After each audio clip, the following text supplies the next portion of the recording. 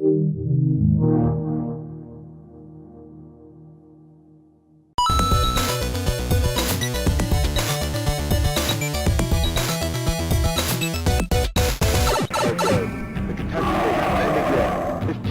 escape.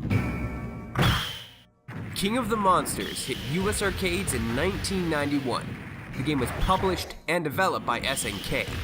It was part of the Neo-Geo arcade family.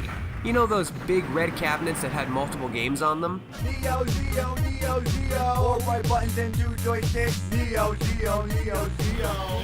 King of the Monsters was a wrestling fighting game of sorts, where your goal was to pin the enemy down for 3 seconds. You could play as 6 different monsters: Gion, Wu, Astro Guy, Poison Ghost, Rocky, and Beatlemania.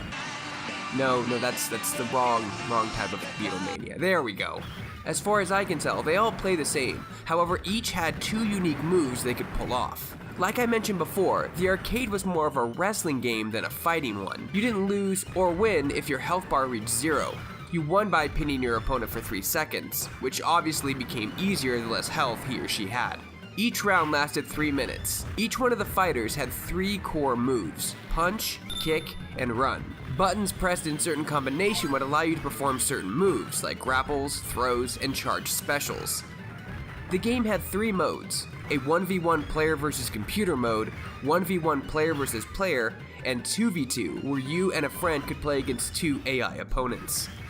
The arcade had 12 levels to battle on. Each stage was unique and almost all of it was destructible or usable in a match. Throwing enemies into buildings and destroying your environment would net you bonus points.